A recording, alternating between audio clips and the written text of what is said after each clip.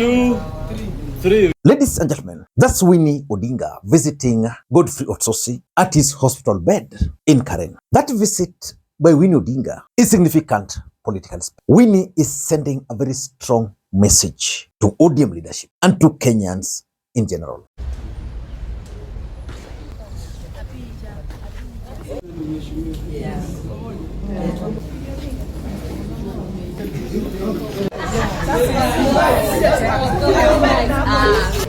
Two, three.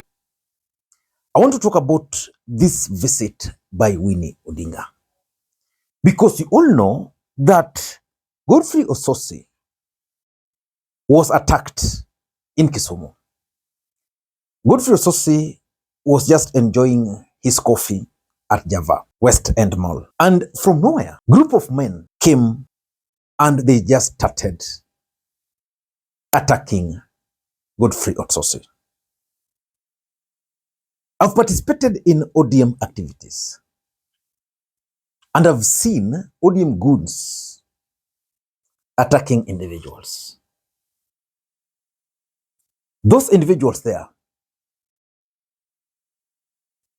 are not ODM goons, because ODM goons have a way or modes of operation.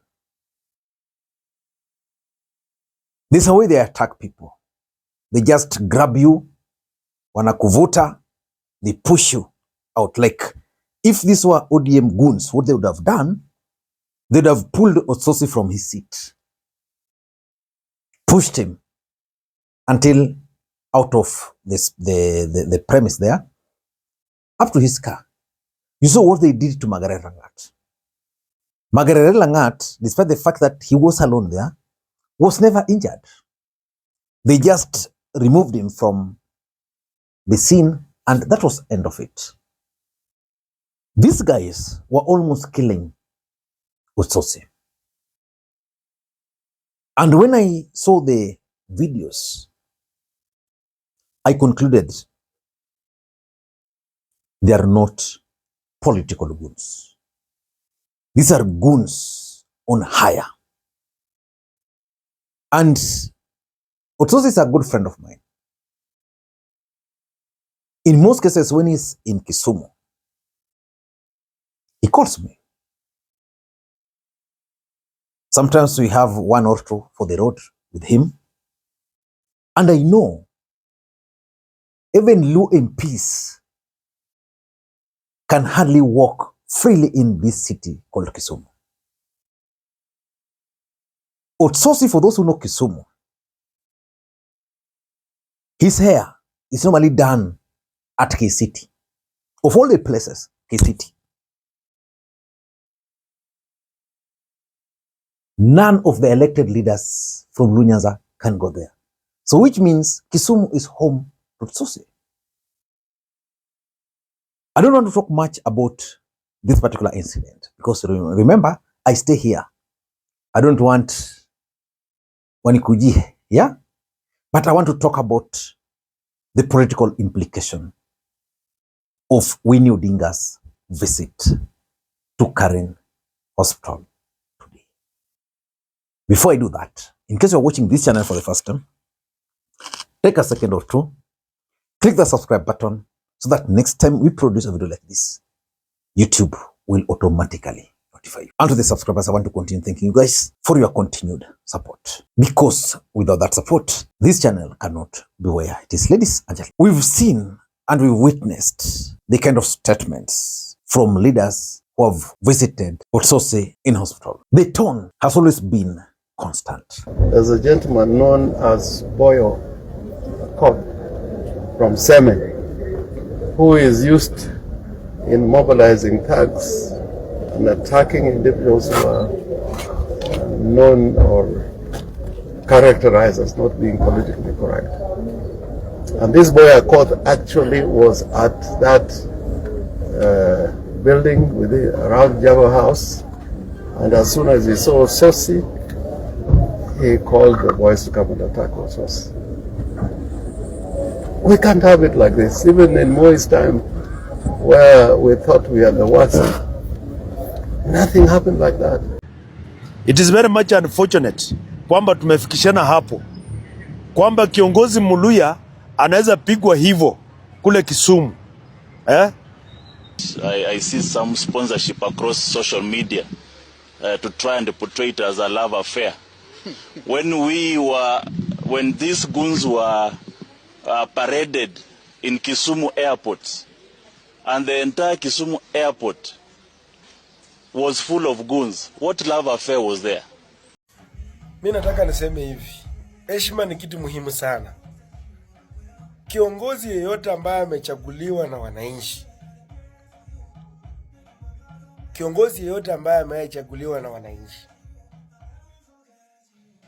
kupigwa na mwananchi mwingine ambaye sio leader yao in public, it's wrong. Na hii ni madharau. We saw what happened wakati wa kina Didmas. We saw what happened with kina Khalwale. We saw what happened with with me when I was beaten. Sasa tumeona Mheshimiwa Osotsi anapigwa mchana. You know, that is when they beated me up, it was disrespect to the people of Mumias. So, iya kupiga Mheshimiwa Osotsi mchana ni disrespect to people of the entire people of Busia. Kaviga. We must condemn this. And you can confirm that almost 99% of the people who visited Osotsi are Linda Wananchi. Yesterday, I was out of town, but when I heard Osotsi had been attacked, because I called one of the PA, by that time, they were looking for an ambulance to evacuate him. I went to the hospital. I found he had gone. But even going there, I really went there in fear. Winnie went and saw Osotsi today. For me, for the following reasons. Number one, Winnie is just doing what the father would have done in this circumstance. Raila Odinga was a totally different human being. He never wished any harm to even his opponents. Even if Raila was still alive today, and Osotsi and the group bolted out of ODM party, and this thing happened to him in Kisumu here, you'd have expected Raila Odinga to be amongst the first people to visit Osotsi. So for me, I think that is what Winnie is trying to communicate. That if my father was here, this is the thing he would have done. ODM has issued a statement. I would have expected Oburu Odinga, for example, to go to Karen Hospital either yesterday or today. Because apart from being a senator, because Osotsi is a senator, this guy was just a party leader, deputy party leader for ODM just the other day. Yeah, so he ought to have done that. So Winnie is telling them, this is what my father would have done. Number two, Winnie is also sending a coded message to ODM leaders that the trajectory the party is taking. Number two, Winnie is also telling Kenyans through this visit that ODM party stands for some ideals. In short, Winnie is telling Kenyans that what happened to Osotsi should be condemned by all. That's what not ODM stands for. Yeah. But importantly, if you have to ask me, I think Winnie Odinga is strategically planning to rejoin Linda Wananchi. You know, if you look at Winnie Odinga and her heart, she's attached to ODM party because of that historical link to the family. That's why She feels that ODM should not leave the family.